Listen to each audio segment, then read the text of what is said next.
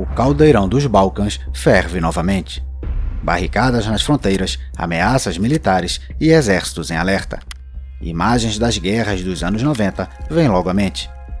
Nos últimos meses, as relações entre Kosovo e Sérvia voltaram a esquentar, a ponto de a Europa, ainda em choque com os eventos na Ucrânia, começar a temer a eclosão de outro grande conflito militar. Há possibilidade? Vamos analisar o que está por trás das tensões recentes entre Belgrado e Pristina e se há uma solução potencial para elas. Bem-vindo ao dossiê dos anos 20.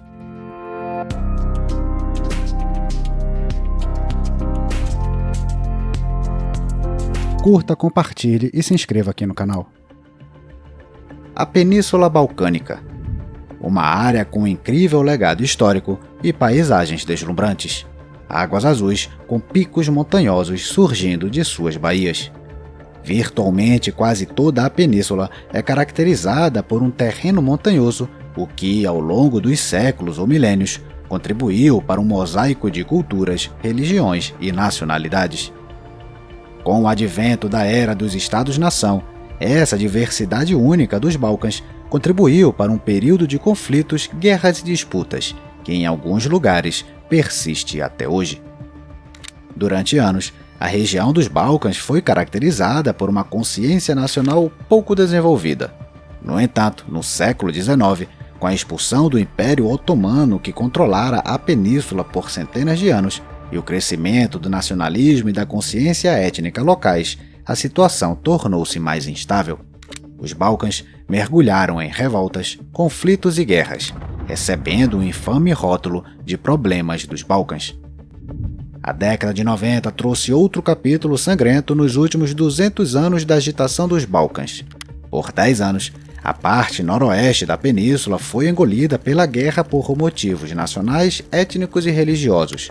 Todos se voltaram uns contra os outros, com atrocidades de cada lado.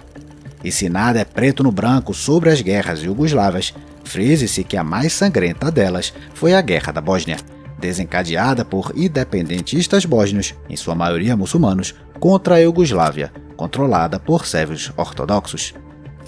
A guerra civil incluiu campos de concentração e até 100.000 bósnios mortos. Até hoje, sérvios negam esses números. O fato é que o conflito na Bósnia foi a primeira guerra europeia a ser classificada como genocídio desde as campanhas militares da Alemanha nazista.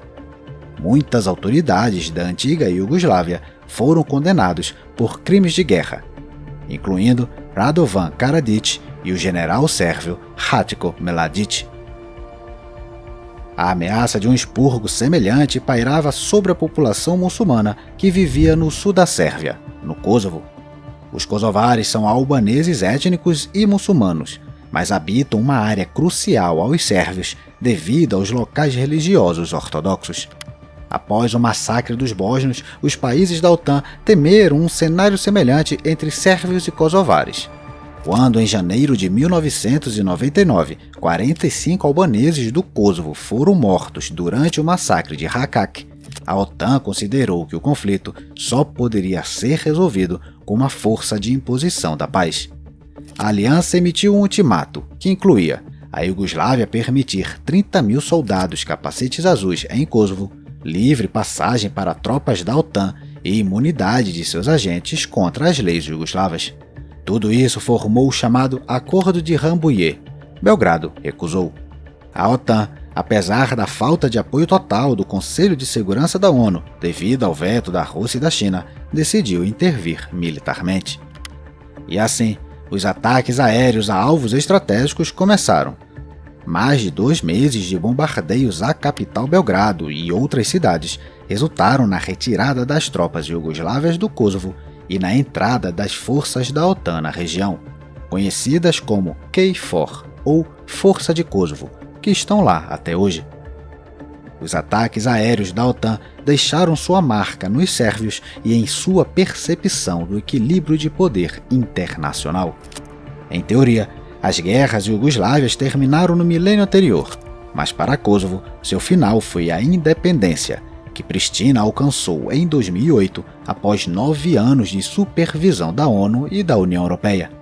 Desde então, A independência de Kosovo tem sido contestada principalmente por Belgrado, que continua a reconhecer aquele território como sérvio. Isso ocorre mesmo sendo o território atualmente controlado por Pristina quase monoétnico. A população de 1,8 milhão de habitantes é composta predominantemente por albaneses étnicos, cerca de 90%, com os sérvios representando apenas 5% da população. No entanto, a parte norte do país é onde os sérvios étnicos predominam, e é aqui que a questão se complica. A política de Belgrado de não reconhecimento também se manifesta localmente, onde sérvios étnicos no norte não reconhecem a autoridade das instituições kosovares. Um exemplo claro dessa tensão é a disputa das placas de carro.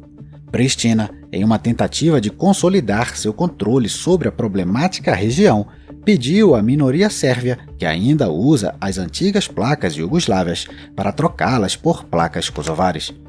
A questão vinha se arrastando há tempos, mas o ultimato de Pristina trouxe uma nova onda de tensões, protestos e ameaças. A Europa, chocada com a eclosão da guerra no leste, começou a temer outro conflito, desta vez no sul do continente. Com esse breve histórico, vamos responder à pergunta: esses medos são justificados? Uma guerra entre Kosovo e Sérvia é um cenário realista? Deve-se responder desde já que não. É improvável, mas devemos analisar o quebra-cabeças em detalhes. A década de guerras iugoslávias ainda está gravada na memória do povo da região. Não seria diferente para os sérvios. E as emoções que acompanham essas memórias são ressentimento e raiva do Ocidente por bombardear o país, especialmente sua capital. Há também a injustiça pelas potências ocidentais os terem privados de Kosovo e Metorrija, as duas regiões que compõem a República do Kosovo. Quando questionados sobre qual o interesse nacional do país, a maioria dos sérvios responde que é a integridade territorial, que inclui a totalidade da atual República do Kosovo. No entanto, nos últimos 20 anos, a Sérvia foi influenciada economicamente, principalmente pela União Europeia e pela perspectiva de adesão à União. Por outro lado, países e instituições ocidentais são os principais garantidores da independência do Kosovo. E assim, esses dois interesses conflitantes definiram a política de Belgrado nos últimos anos e permitiram que o homem mais capaz de capitalizar esses sentimentos da sociedade sérvia chegasse ao poder. Aleksandar Vučić formou em 2008 o Partido Radical Sérvio, chauvinista, anti-ocidental, anti-União Europeia e pró-Rússia. Mas quando Vučić percebeu que para chegar ao poder ele também precisava de um eleitorado pró-Ocidente, ele pragmaticamente mudou sua abordagem. A narrativa em relação à União Europeia suavizou, mas as tendências pró-Rússia e anti-ocidentais de Vučić não desapareceram e voltam sempre que o clima político exige. Para garantir a neutralidade dos países ocidentais, a Sérvia de Vučić está seguindo o caminho europeu, o que significa declarar um desejo de adesão à União Europeia. Ao mesmo tempo, no entanto, Belgrado está se aproximando narrativamente de Moscou e Pequim, que apoiam a campanha sérvia de não reconhecimento de Kosovo. Essa tentativa de pôr um pé em cada canoa está se mostrando particularmente difícil durante a atual invasão russa na Ucrânia. Então, qual é a posição da Sérvia em relação à guerra? Por um lado, Belgrado apoiou a resolução da ONU condenando a invasão russa, mas, por outro lado, ao lado de Belarus e Turquia, a Sérvia ainda não impôs sanções contra a Rússia. Além disso, Belgrado está tentando tirar vantagem da situação internacional das sanções a Moscou, para concluir novos acordos economicamente benéficos. Para a desaprovação dos líderes ocidentais, Vučić assinou um acordo com o Kremlin para mais 3 anos de fornecimento de gás russo, que representa até 80% de toda sua demanda. Os dois países também cooperam estreitamente no âmbito militar. Nos últimos anos, a Sérvia comprou ou recebeu caças, tanques e sistemas de defesa aérea da Rússia. A cooperação se desenvolveu a tal ponto que Moscou abriu um escritório do Ministério da Defesa em Belgrado. Mas um aspecto ainda mais crucial da amizade russo-sérvia é o suporte ideológico e um histórico comum. Os atuais líderes da Rússia e da Sérvia estão unidos não apenas pela afinidade histórica, mas também por uma visão de Estado que promove fortes tendências nacionalistas, diz Alexandra Tomanich, diretora executiva do Fundo Europeu para os Balcãs. A instrumentalização da fé ortodoxa também é significativa. Moscou alimenta o nacionalismo ortodoxo pan-eslavo e explora divisões onde puder. Ela apoiou o líder sérvio bósnio Milorad Dodik em suas ameaças de se separar da Bósnia e está em campanha para reforçar a hostilidade dos sérvios de Kosovo em relação ao governo em Pristina. O ataque da Rússia à Ucrânia só colocou mais lenha na fogueira, incentivando o chauvinismo entre sérvios pró-Rússia, trazendo de volta memórias de morte e destruição entre os sobreviventes das guerras iugoslavas. A explicação russa para o público sérvio sobre a invasão é: já que a OTAN bombardeou Belgrado, ela não tem o direito moral de falar sobre a Ucrânia. A OTAN fala sobre integridade territorial da Ucrânia, mas e a integridade territorial da Sérvia?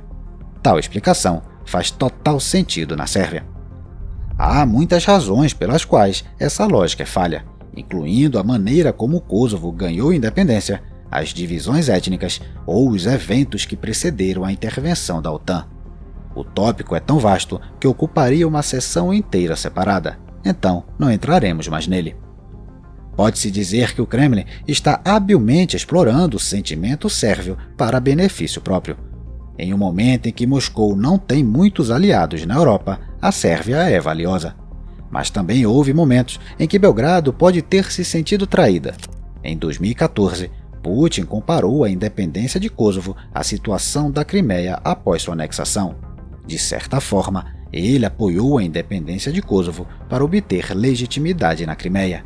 Tais palavras da boca do aliado mais próximo foram um choque para Belgrado. A China, um ator vital, só observa. A Sérvia é o maior destinatário de investimentos chineses nos Balcãs Ocidentais, com mais de 60 projetos ativos no país. Os sérvios também compram sistemas de defesa aérea e drones chineses. Pequim reconhece a Sérvia como um dos pontos de entrada críticos para a Europa em seu projeto Cinturão e Rota, o que amplifica as ambições de Belgrado. Em um momento em que Belgrado está sob pressão da União Europeia para cumprir as sanções contra Moscou e da Rússia para não fechar suas portas, Pequim se torna ainda mais essencial e representa uma terceira via. Embora seja conveniente para os sérvios se aproximar de Rússia e China, pois auxiliam os objetivos da política internacional sérvia, o intercâmbio total de Belgrado com Pequim e Moscou é 5 vezes menor do que o intercâmbio com a União Europeia. O bloco responde por 60% do comércio da Sérvia e, apesar do investimento chinês, por 63% do investimento estrangeiro do país, com 19 bilhões de euros. Claro que Bruxelas não alivia quando lida com Belgrado. O processo de integração é complicado, mas Belgrado, ao antagonizar os países ocidentais com sua abordagem à guerra russo-ucraniana ou ao ameaçar Kosovo, está de fato afundando uma das canoas. O cenário para Kosovo é simples. Toda a política internacional de Pristina se resume a obter total reconhecimento internacional, principalmente da Sérvia. Como os kosovares não têm um exército, eles têm que confiar quase inteiramente na OTAN e na KFOR para sua segurança, enquanto conduzem a diplomacia para obter o desejado reconhecimento. Considerando tudo isso, uma guerra entre Kosovo e Sérvia é um cenário realista? Nada pode ser descartado, mas as chances são muito baixas e os custos muito altos. Kosovo não tem um exército de fato. A Sérvia tem um, mas não tem recursos. Acima de tudo, um ataque sérvio quase certamente seria recebido com uma resposta da OTAN, que após a Ucrânia se tornou mais proativa. Abre aspas. A missão KFOR, liderada pela OTAN, está monitorando de perto e pronta para intervir se a estabilidade for ameaçada, de acordo com seu mandato. Fecha aspas. Esta foi a declaração da OTAN em 31 de julho de 2022, quando as tensões aumentaram. Em contraste, O patrono da Sérvia, a Rússia, está lutando nas estepes ucranianas. Então, as chances de apoio para Belgrado em um conflito são irreais. Belgrado, então, estaria cometendo suicídio diplomático e econômico com tal movimento. No geral, não estamos lidando com nada novo. Os conflitos no eixo Pristina-Belgrado vêm acontecendo há anos. A maioria dos observadores concorda que eles são impulsionados por Belgrado para construir força política interna. Kosovo atua como um inimigo em comum para Belgrado quando confrontada em uma questão crítica, e a sociedade apoia a liderança do país. Esse ciclo de aumento e diminuição das tensões serve a Vučić se apresentar como um defensor dos interesses sérvios em um ambiente hostil a eles.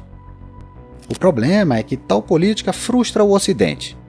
A geografia e as estatísticas demonstram que é o Ocidente, não a Rússia ou a China, que fornece o caminho mais curto para o desenvolvimento da Sérvia. Deve-se notar que Bruxelas também tem lição de casa a fazer, já que anos de enganação dos Balcãs levaram a um declínio na confiança em relação à União Europeia. O exemplo mais recente foi uma atitude desrespeitosa sobre o status de candidato da Macedônia do Norte. O bloco condicionou essa possibilidade à mudança do nome do país. No entanto, quando foi feito, a União Europeia, liderada pela França, ainda vetou o início das negociações, impondo outras condições. E quanto à relação Sérvia-Kosovo? Existe uma solução?